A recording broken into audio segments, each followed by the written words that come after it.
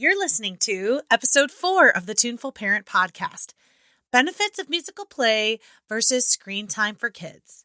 Oh, my pretty baby, oh, my sweetie baby, I just can't believe I'm yours. Hey parents, you're listening to the Tuneful Parent Podcast. I'm your host, JoEllyn Sumner, the Tuneful teacher. I'm a vintage-loving crooner coming to you from the windy city of Chicago. My mission is to give you the tools to cultivate a tuneful home that will grow joyful, compassionate, empathetic, lifelong learners. I believe we are all born musical people, and I'm here to empower you. Tune in to learn easy songs, games, rhymes, and dances. Everything you need to engage intentionally with your children, all while building and stimulating their brain, nurturing their heart, and stirring their soul. Here's your backstage pass. Let's get tuneful. Okay, this could be a very polarizing podcast episode, and I'm okay with that. Let's dive right in. As a parent, you are the main guide of your child's learning journey. Your children want to learn from you and hear from you. And in regards to play-based learning, they need to see you sing and be musical. Now, I'm not saying you need to be a Disney princess to sing to your kids, but you should be at least the one singing to your child, not a random YouTuber. This is why the videos that I make are for parents instead of kids. Musical play-based learning parent-child classes are designed to empower you, the parent, to feel comfortable to be your child's musical guide, both online and in real life. Do you understand the risks of screen time on your child's brain? Well, keep listening to inform yourself about screen time so you can set the appropriate boundaries for your family. Here are some benefits of parent-led musical play. Parents who lead their children in musical play will reap the benefits alongside the child. They will experience the endorphin release that happens through play, but also through listening and dancing to music. They will be enhancing their child's brain growth and functionality. Their child's language skills and speech acquisition will be present sooner, and their child's memory will appreciate and concentration will sharpen. Musical play promotes social skills and cooperation amongst parent and child, as well as peer-to-peer. Listening, sharing, serving, and returning are all a huge part of musical play. Children and adults can bond together through the joy and magic of music making and music appreciation. Listening to various types of music through time and space will help open the minds of both young and old alike. Many parents ask, why are the Tuneful Teachers videos geared toward us and not children themselves? Well, in my past experience of hosting live parent-child classes, I saw the lack of comfort that many parents had with singing in a group setting. At first, I wasn't sure if this was a group setting issues or parental confidence issue, but parents, please hear me when I say this. Your voice is enough for your child. In fact, it's the most important voice your child will ever hear. Our society has become so obsessed with talent, but what we fail to remember is that our children are not.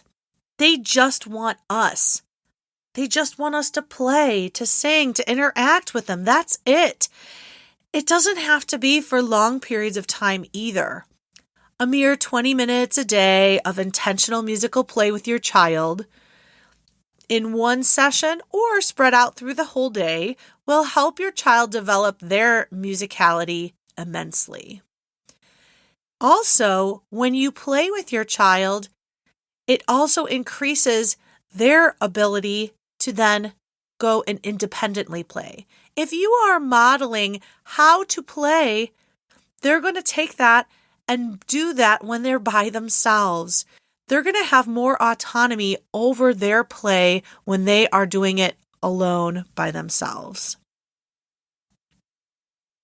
My First Steps in Music courses teaches you the information you need to guide your children through developmentally appropriate musical play. The videos and ebook hosted within are the tools that I offer to help you to know what to say, to sing, to play, as well as how to deliver the songs, rhymes, and games to and with your children. This also supports the idea that children should not be watching me on a screen. Rather, you, their parents, learn from me. Well, what does this look like? Well, I like to think of myself like Will Smith in the movie Hitch.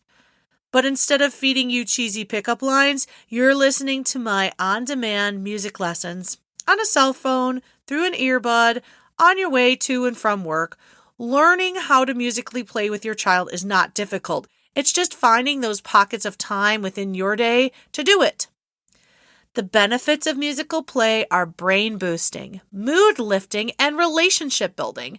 So set some boundaries around the amount of screen time your littles are getting.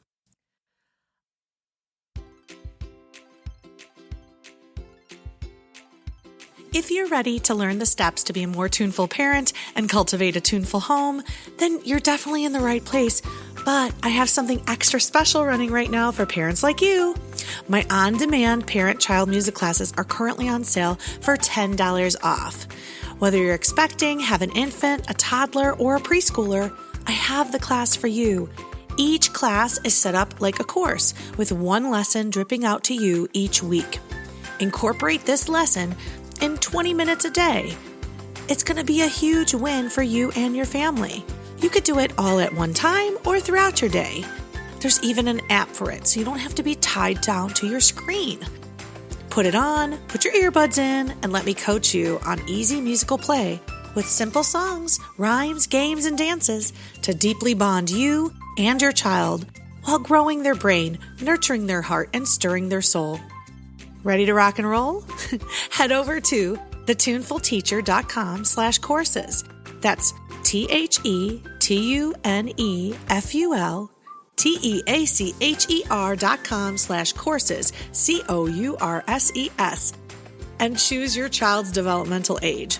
Once you're at checkout, use the code SPRING for $10 off the course. That's the code SPRING for $10 off your course. Happy musicking!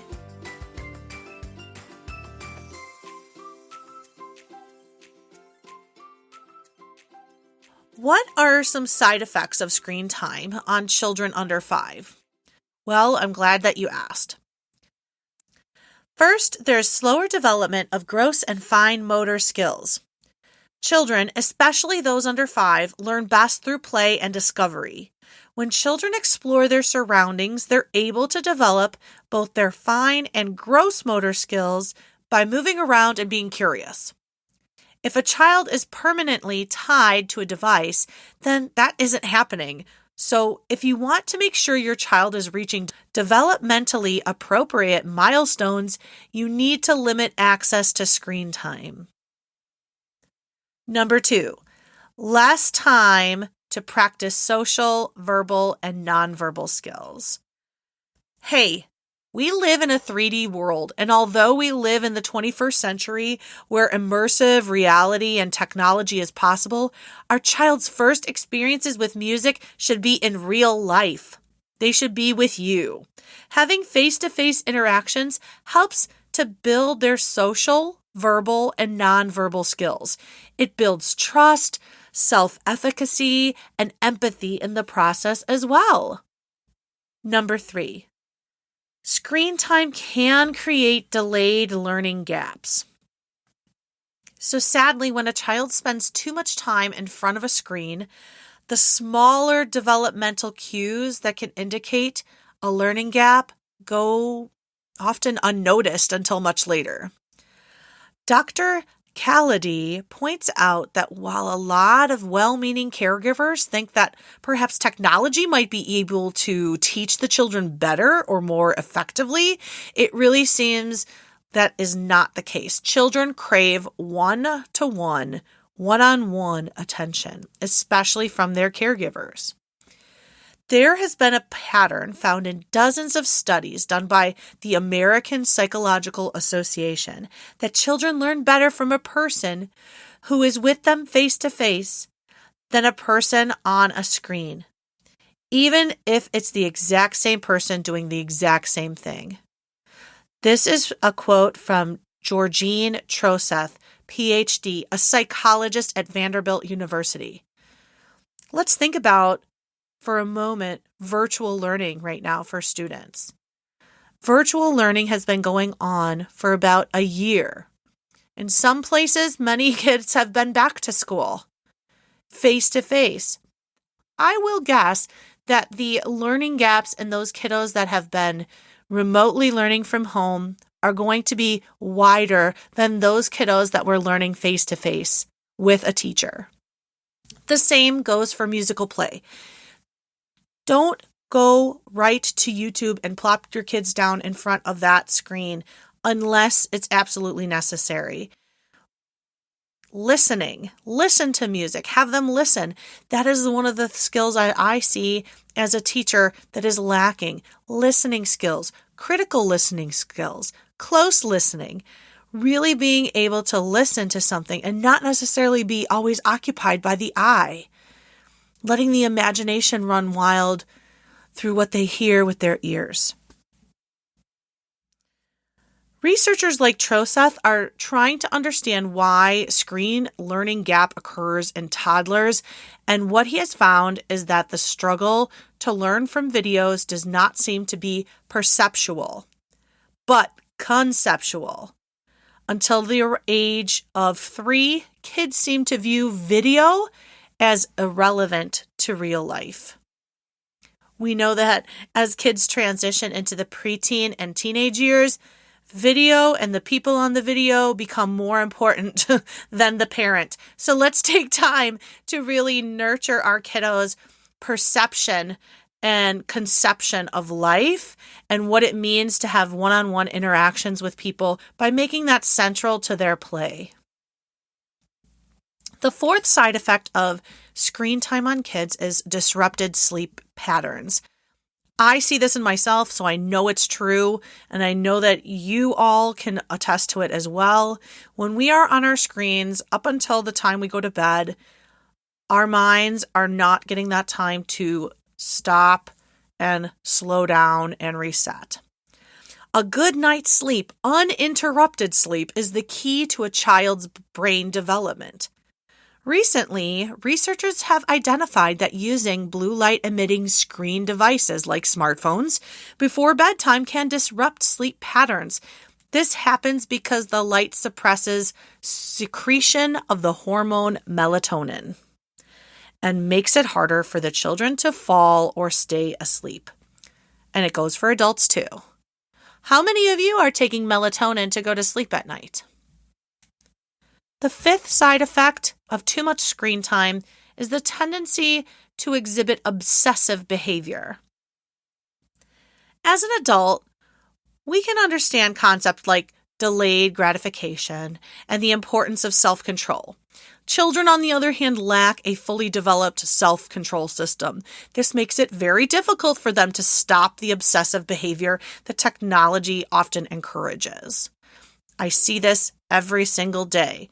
Kids holding their parents' phones. Kids just needing that in their hand. And if it's not in their hand, what are they going to do? Here are some recommendations for what to do next. Preschool-age kids should not have more than 1 hour of screen time a day. And this is coming from the American Academy of Pediatrics, not me. Beware of digital media distraction. Half of all kids and 3/4 of parents feel the other is distracted when talking to each other with technology in their hands. Have regular sit-down, screen-free meals with your children. Put down your device and be present with others. Observe the world around you. Let your mind wander. Avoid blue light emitting screen use an hour before bedtime to ensure proper sleep. This goes for you and your children. Play online games with your children rather than forbidding them. Learn how to play from them together, and as you play, help them think about what they're seeing and doing on the screen. Be present with them when you are giving them a game to play. Don't just toss the iPad in their hand and let them go to town. Help your children plan how to spend their time, focusing on important and favorite activities to avoid sliding into the screen abyss. Above all, don't forget parents, grandparents, and caregivers, you are the first true teachers. Babies, toddlers, and preschoolers love to watch you, mimic you, and try new ways of expressing themselves. Just remember that you are enough. The benefits of musical play, a listening ear, a smile, and a hug is truly enough for your child. They don't need the newest electronic toys with all the bells and whistles or some expensive app. They just want and need you and your attention. Although I know you can't give it to them at all times, try to build in the play-based learning now, guiding them so that they can have the autonomy to do solo play when they are able. Thanks so much for tuning in today. Just because this jam session is over doesn't mean our time together has to end. Head over and join my Facebook group, The Tuneful Parent. And if you're on Instagram, take a screenshot, add it to your stories, and tag me at The Tuneful Teacher. I'd love to hear from you. Until next time, stay tuneful, parents.